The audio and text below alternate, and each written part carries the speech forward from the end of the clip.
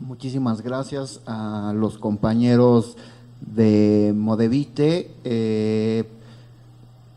Para los compañeros que no habían llegado antes de que los compañeros tomaran la palabra y nos dieran su testimonio, voy a más o menos a intentar sintetizar algunas cuestiones que aquí nos presentaron, que es la historia de su movimiento, cómo se va configurando y cómo va conformándose y adquiriendo una identidad, como una de las primeras acciones de resistencia y defensa de su territorio es la oposición a la carretera que iba a entrar e iba a pasar por sus ejidos y sus territorios.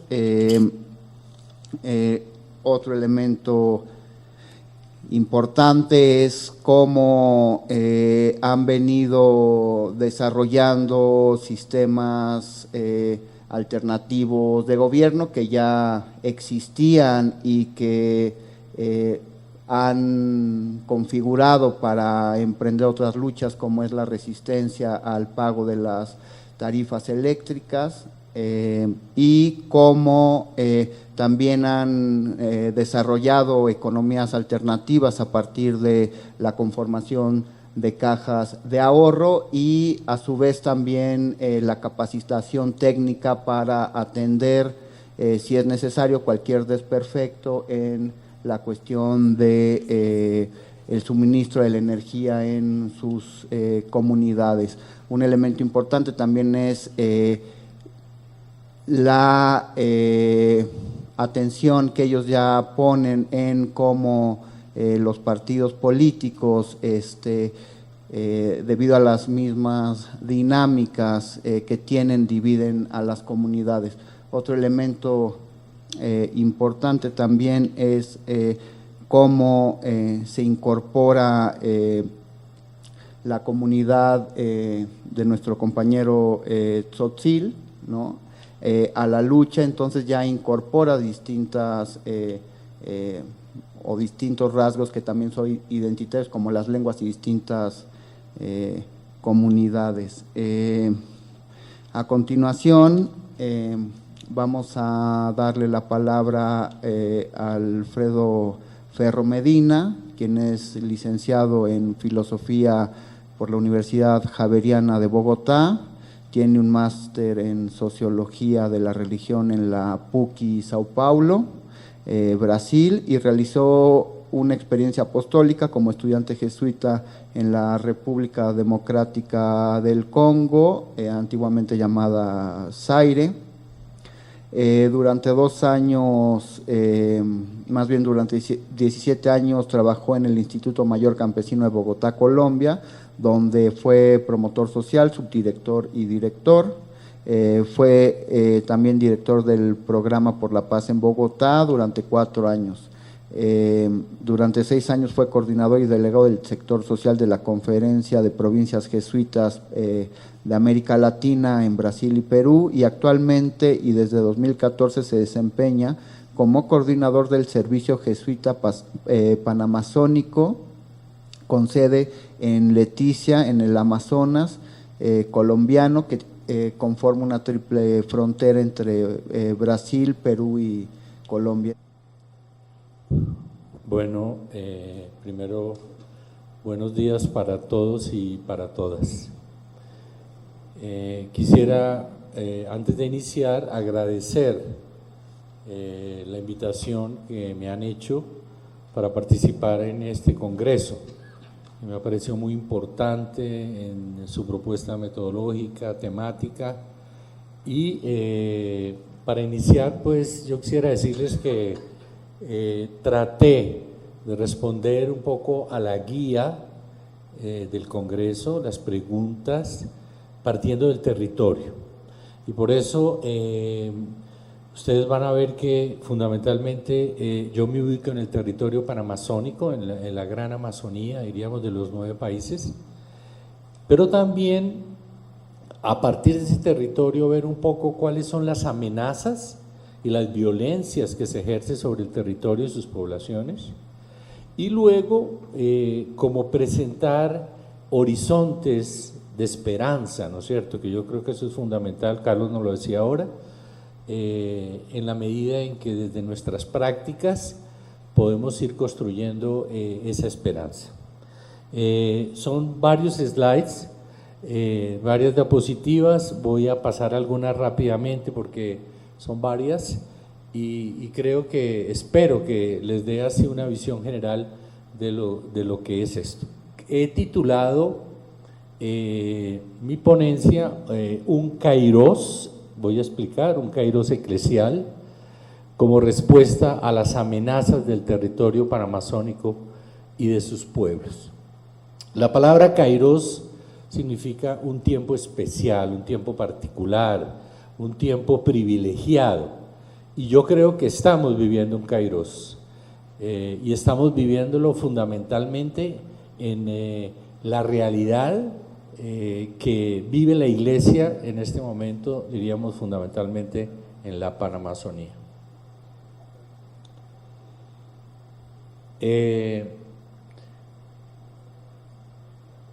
Ese es más o menos el esquema de la ponencia. Primero vamos a identificar el territorio, vamos a, como les decía, a exponer como las violencias fundamentales que sufre, y desde un actor específico como es la Iglesia Católica vamos a ver qué tipo de respuesta estamos dando, y en ese sentido una palabra sobre Laudato Si, sobre la encíclica, diríamos, de Francisco, que tiene que ver mucho con lo que estamos viviendo. Y el centro y el foco lo voy a tener en la REPAM, que es la Red Eclesial Panamazónica. Y ahí voy a explicar qué es, qué la sustenta, diríamos, qué se propone desde la red, qué hace esa red propiamente, cómo se estructura y sobre todo cuál es su horizonte. Vamos a identificar el territorio. Como ustedes ven, ahí hay un territorio inmenso, 7 millones de kilómetros cuadrados que tiene el territorio de la Amazonía. Los científicos en general hablan de la Amazonía legal y también del bioma amazónico como tal. Este mapa es un mapa, hay una red de instituciones a nivel de América Latina que ha hecho unos mapas estupendos sobre la realidad, diríamos, de la Amazonía. No voy a detenerme en esto, pero creo que nos ayuda bastante. Entonces, con esta superficie de 7 millones de kilómetros cuadrados, vamos a ver un poco como las diferencias que hay y los porcentajes que hay en términos de territorio. Entonces ustedes pueden ver cómo, por ejemplo, Brasil tiene el 67% de toda la Amazonía, Bolivia el 11%, Perú 13%, Ecuador 2%, Colombia 6%, Venezuela 1%, y entre la Guyana inglesa, Surinam y Guyana francesa el 0,1%. Entonces son las dimensiones. Yo creo que es interesante porque a veces hay un imaginario que la Amazonía es solo Brasil, y los mismos brasileros tienen ese imaginario muchas veces, y resulta que hay 9 países que conforman, diríamos, ese territorio.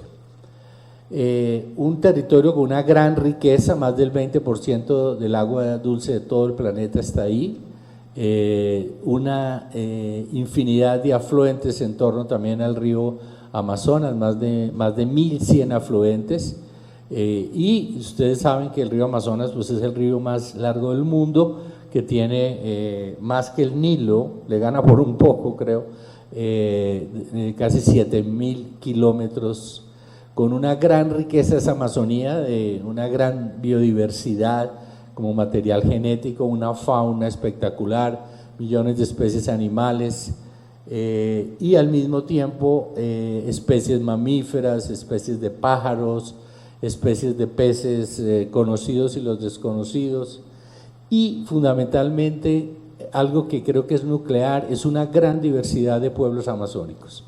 Entonces, y porque también se habla de no solo de los pueblos indígenas, sino de muchos pueblos diríamos, amazónicos, pueblos ribereños, pueblos afro, pueblos campesinos que están, diríamos, en toda la Amazonía. Ya en concreto sobre la población indígena, que es fundamental, son más o menos la población de la Amazonía unos 34 millones de habitantes, 3 millones de ellos son indígenas, o sea el 10%, 385 pueblos, 240 lenguas y de 49 familias lingüísticas. O sea, ahí vamos a ver un poco la riqueza de la diversidad, diríamos, de la Amazonía. Pero ese territorio, a grandes rasgos que les he compartido, diríamos, está amenazado. ¿Y está amenazado por qué? Primero por la transformación humana e histórica que se ha dado, diríamos, en la naturaleza y por el impacto que ha tenido, diríamos, en el territorio, la contaminación, los desechos, el calentamiento global, la extinción de la biodiversidad o diríamos la disminución, la menor disposición de agua, y es todo un poco como esa mirada del ver que tenemos, la expansión de los monocultivos y la ganadería, la construcción de presas que rompen la continuidad del flujo de los ríos, que son grandes megaproyectos, la infraestructura de transporte, las actividades mineras y de deforestación también, que se da toda la tala de bosques, diríamos, de la gran selva. Un ambiente natural y el ambiente humano se degradan también juntos. El deterioro natural golpea de modo especial a los más pobres, como siempre, y a los pueblos y a las comunidades indígenas. También eso está, diríamos, provocado ¿por quién? Por una minoría privilegiada, por una presencia fundamentalmente de grandes empresas multinacionales que llegan, diríamos, al territorio en función del lucro y una migración forzada, ¿no? Hay muchísimos hombres y mujeres que han llegado a la Amazonía huyendo de otros lugares, saliendo, buscando posibilidades. Una ciudad como Manaos, que tiene más de 2 millones de habitantes, o Belén, más de 2 millones de habitantes en el Brasil, o en el Perú, una ciudad como Iquitos, que tiene como 600.000 habitantes. Gran mayoría de toda esa población es una población muy grande. Voy a tomar para esa lectura de cuál es el origen de las amenazas a la vida, la Laudato Si. Y yo creo que la Laudato Si nos da algunos elementos que están en este esquema. Es un esquema que puede sintetizar muy bien lo que es diríamos, el análisis y la lectura que se hace, la lectura crítica que hace el Papa Francisco, diríamos, en su encíclica. Fundamentalmente, un pecado del ser humano por su narcisismo, su codicia, su voluntad de poder. Hay un gran relativismo cultural, preguntas sobre la creación, no hay instancia superior, no hay realidad a la medida de los deseos, un modelo actual de desarrollo del que hablamos ayer también, insaciable y consumista, que esquilma recursos, incapacidad para contenerse, parece que no hubiera límites, una cultura del descarte, todo abocado a ser basura, cosas y personas superfluas y la globalización de la indiferencia. Y por otro lado, el mito del progreso, entre comillas, absoluto, ¿no? Un mundo ilimitado, un desarrollo insostenible y no hay fecha de caducidad. Esa es una síntesis que nos puede ayudar a entender un poco esa mirada de la Laudato Si. En el fondo, una alianza entre la tecnología y la economía dentro de la idolatría del capital, ¿no? La crítica fundamental que hace Francisco al antropocentrismo y al relativismo moral. Antropocentrismo como olvido de Dios creador y olvido de vínculos con la creación, centrada fundamentalmente en la humanidad, sin tener en cuenta, diríamos, esa relación y ese equilibrio con la naturaleza. Y un relativismo moral, ¿no es cierto?, sin conciencia, sin referencia, sin ética, que se resume en un pecado, como ruptura y como desconexión. Y para eso esta imagen es muy bella para mí porque representa un poco la realidad de esos pueblos indígenas solidarios, de esta mujer que aquí aparece como sin rostro, pero es capaz de ser profundamente solidaria, ¿no?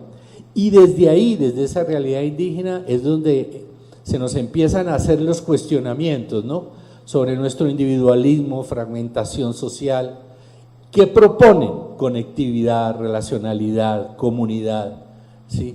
Desde la realidad del consumismo y la depredación se propone cuidado y una vida sencilla. Desde la mercantilización del dios dinero se propone una espiritualidad donde la vida es un misterio, y desde el crecimiento económico como un absoluto, diríamos, de las economías capitalistas, se propone el buen vivir. Entonces, desde esa realidad indígena y de ese mundo indígena se nos cuestiona, ¿no es cierto?, se nos hacen preguntas, y frente a esa realidad y frente a esas preguntas nace también de alguna manera y se replantea la misión eclesial. Yo pienso que aquí hay un tema que es fundamental, y es una respuesta como cuerpo, y esa respuesta en la Repam.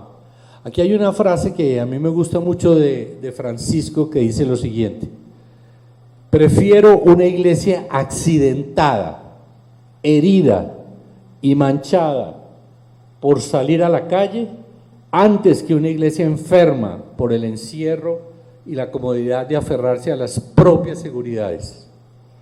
No quiero una iglesia preocupada por ser el centro y que termine clausurada en una maraña de obsesiones y procedimientos.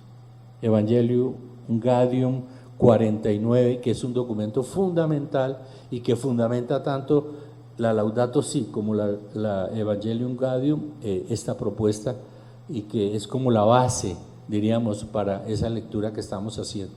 Entonces, la iglesia tiene un gran desafío en la Amazonía. Primero, una visión común.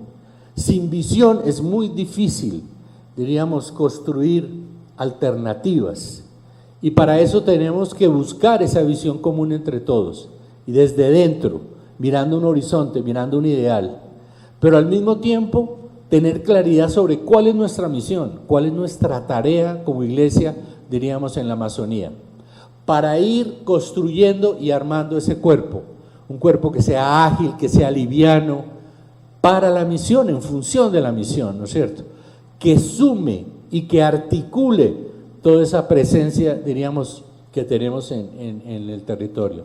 Y por eso hemos iniciado, y ahora les voy a explicar un poco más en detalle, la construcción de una red eclesial que vaya armando ese cuerpo, con todas las limitaciones que tenemos, con la historia, con cosas maravillosas, pero también con grandes deficiencias, con grandes sombras, diríamos, en lo que ha sido la llamada evangelización de estos pueblos y de los pueblos amazónicos.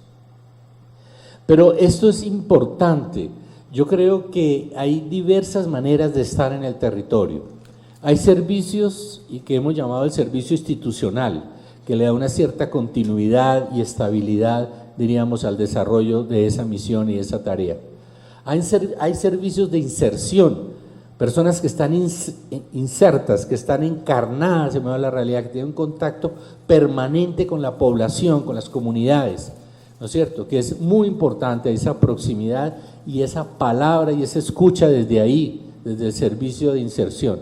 Pero hay otro que es muy frecuente ahora y que hemos dinamizado mucho, que es el servicio de la itinerancia. O sea, cómo grupos y equipos misioneros, laicos, religiosos, religiosas, están presentes itinerando por la Amazonía, ¿sí? Y yo creo que esto es también fundamental para ir construyendo y viendo que cada uno desde diversos lugares y espacios puede ir aportando, diríamos, a ese cuerpo común. REPAM, Red Eclesial Panamazónico, como respuesta a los desafíos, como respuesta a los gritos del territorio y a los gritos del pueblo. Entonces, ¿qué es esta red? Esta red, y hay un eslogan que dice: fuente de vida en el corazón de la iglesia. Queremos que sea eso.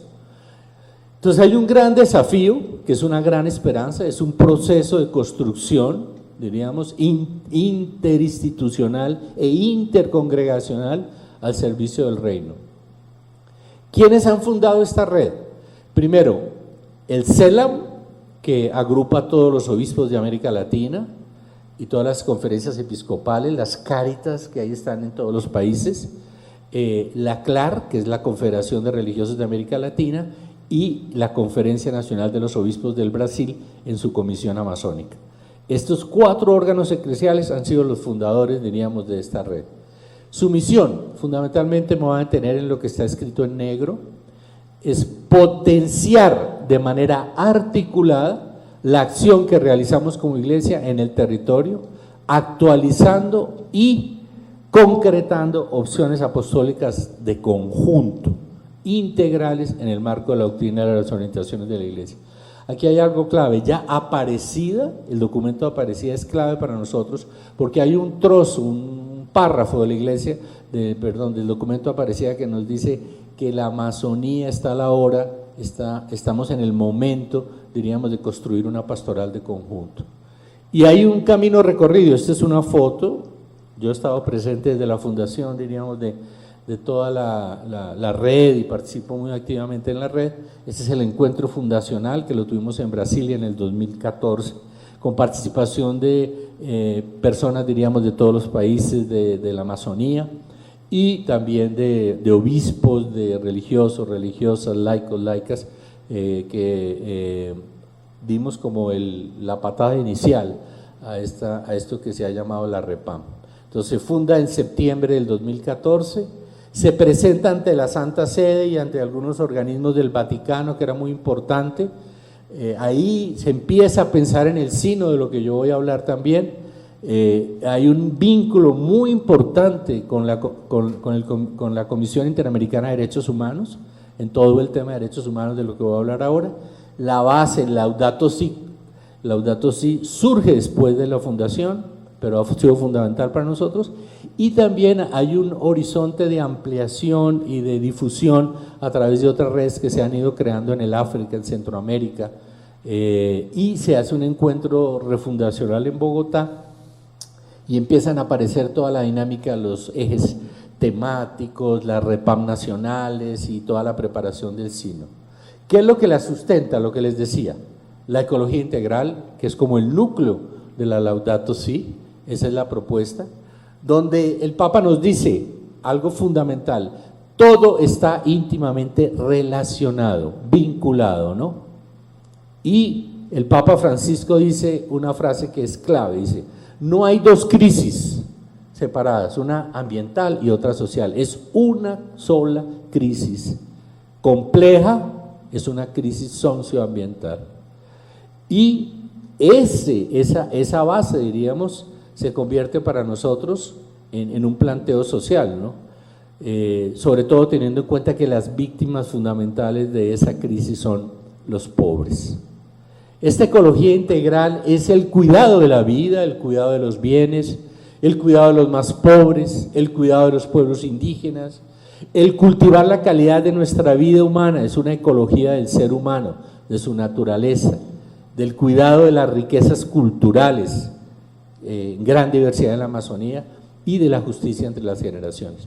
Este es un árbol que no voy a explicar, pero que, diríamos, sintetiza un poco lo que es la ecología integral, que yo creo que es un término fundamental para analizar y profundizar en términos de lo que significa las ecologías, ecología cultural, ecología de la vida cotidiana, el principio del bien común, la justicia entre las generaciones y la ecología ambiental, económica y social. Aquí no voy a explicar mucho, simplemente me voy a detener en que es interesante hacer un análisis de la Laudato Si, diríamos desde el horizonte que parte un ser humano que vive en un mundo acelerado, que depreda a las criaturas, que mide la calidad de su vida por la cantidad consumida, y la propuesta: tener conciencia y sentimiento de ser criaturas, experimentar el ser trascendente, la libertad, el valorar la riqueza y la diversidad, un ser humano que es injusto e indolente frente a la vida del pobre, es sometido a la dictadura técnico-financiera, que mide todo según intereses personales, que minimiza el daño de sus actos y la responsabilidad que le cabe, y al mismo tiempo, ¿cuál es la salida? El actuar sabiendo que el mundo no es bueno, sino es bueno para todos, poner el bien común por encima de toda consideración técnico-económica y financiera, asumir el ser humano en referencia absoluta, tener conciencia de la interconexión de todo con todo. Un ser humano que está sometido a un paradigma tecnocientífico hipoteca su conciencia, hipoteca su libertad, su poder y medios abundantes, y también un ser humano como propuesta que usa plenamente sus potencias naturales, crear, conocer, querer, decidir, hacer, ejerce su responsabilidad, conciencia comunitaria y experimenta la necesidad y cuide los ambientes. Tengo que correr un poquito más. ¿Qué propone la REPAM? Entonces, la REPAM fundamentalmente, como les decía, el Papa nos decía, no estamos como iglesia para ir y hacer las maletas e irnos. Estamos para comprometernos y estar ahí profundamente. Entonces, hay grandes desafíos. Aquí hay esta es una foto de un jesuita que trabaja ahí en Chiapas, que me parece muy linda, de una mano de una mujer indígena, y del Popol Vuh arrancaron nuestros frutos, cortaron nuestras ramas, quemaron nuestros troncos, pero no pudieron matar nuestras raíces. Y yo creo que eso es parte, diríamos, de esos desafíos que tiene la REPAM. Al mismo tiempo, en la territorialidad y la interconexión como algo fundamental. Ver en las comunidades indígenas un patrimonio identitario, patrimonio histórico, artístico, cultural, que es parte de su identidad y partiendo de las comunidades tradicionales. No voy a detenerme aquí, yo voy a dejar aquí la exposición, seguramente después la pueden pasar o divulgar, pero hay gritos urgentes.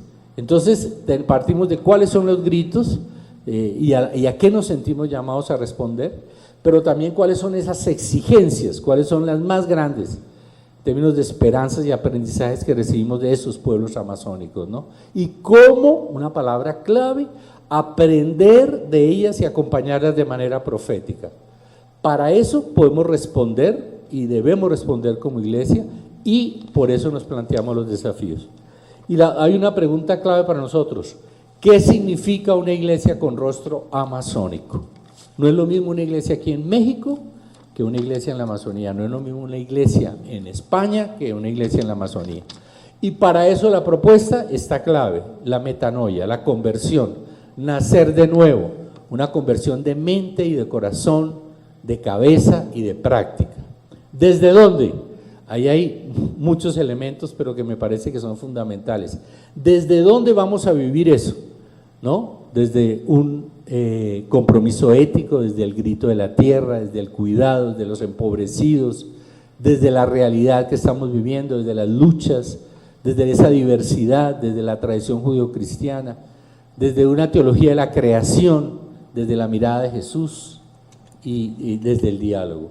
Cambios, no voy a leer todo eso, hay cambios profundos que necesitamos hacer.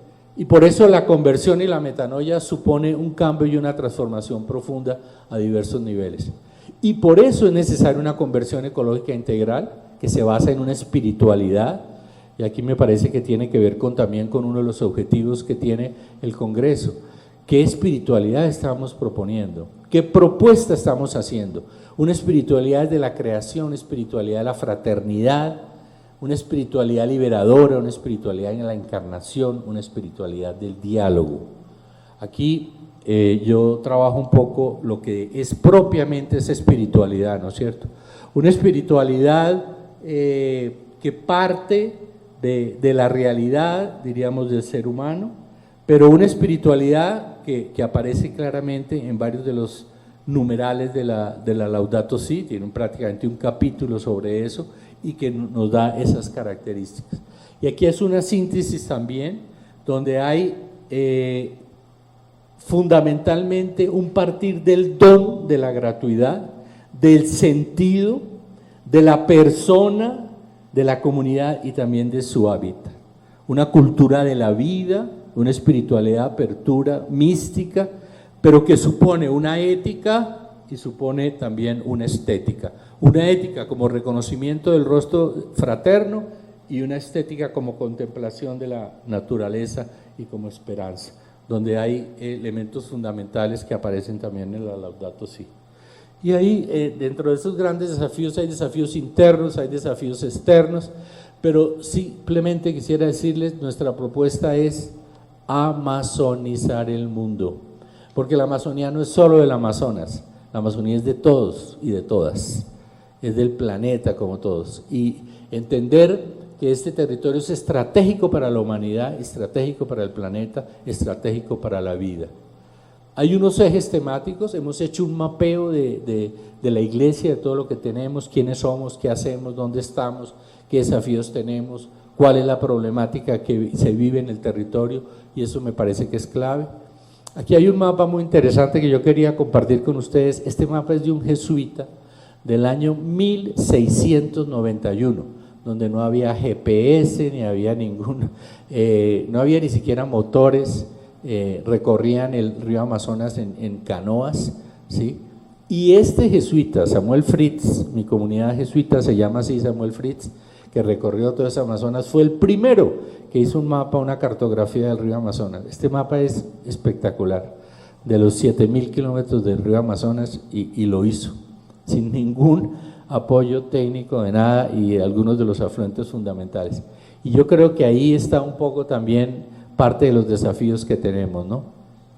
A través del eje de pueblos indígenas que estamos trabajando, a través del eje de derechos humanos e incidencia, a través del eje de justicia socioambiental y buen vivir, que es clave para nosotros, a través del eje de formación y métodos pastorales, con una perspectiva itinerante, a través de ir descubriendo la realidad de las iglesias en fronteras y uniendo, relacionando, vinculando las fronteras que tenemos. Hay triples fronteras, duplas fronteras, y la REPAM se organiza, tiene un presidente que es don Claudio Umes, que es el cardenal de Brasil, tiene un vicepresidente que es otro cardenal jesuita peruano, que es Pedro Barreto, pero también tiene un comité ejecutivo, tiene esos ejes temáticos que les comentaba, y también tiene unas REPAM nacionales. Aquí está todo un esquema de cómo funciona, desde la encarnación, desde la territorialidad, nos estamos planteando y desarrollando y construyendo.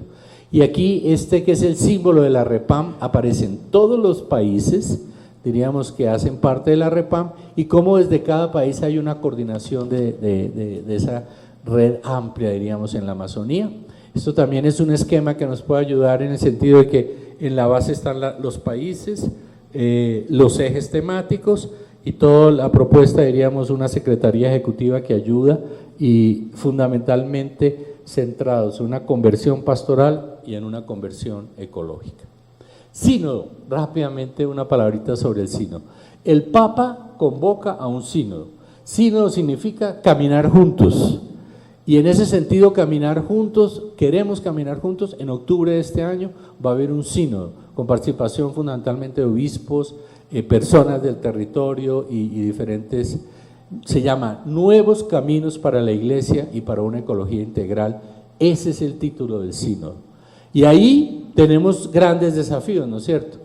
Algo nuevo está brotando, decimos nosotros. Esta es una frase de Isaías, eso que les decía el Kairos inicialmente, y hay todo ahí un proceso de preparación, de consulta al territorio, cuáles son los temas fundamentales, las problemáticas y las realidades que tiene la Amazonía y cómo la Iglesia puede responder a eso.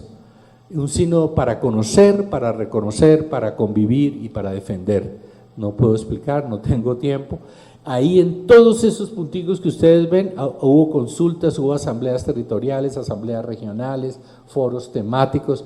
Yo creo que nunca ha habido una preparación para un sínodo como ha sido el de la Amazonía, y esperamos que de ahí surjan cosas muy nuevas, diríamos, para la Iglesia. Aquí están todo lo que se hizo entre asambleas, foros, rodas de conversa que llaman, todas las personas que participaron, diríamos, más o menos calculamos como unas 60 y pico mil, un proceso sinodal donde hay toda una fase previa, una fase de consulta, un sínodo y un post-sínodo. Decimos que el post-sínodo es más importante que el sínodo, porque creemos que toda esta preparación tiene que seguir y todo este proceso dinámico que hemos construido con muchísima participación va a ser fundamental. Y termino con esto. Queremos que todos nosotros, ustedes que están ahí y todos, abracemos la Amazonía para que todos y todas tengamos vida y la tengamos en abundancia, así como este niño indígena abraza esto que nosotros llamamos un perezoso. Mil gracias.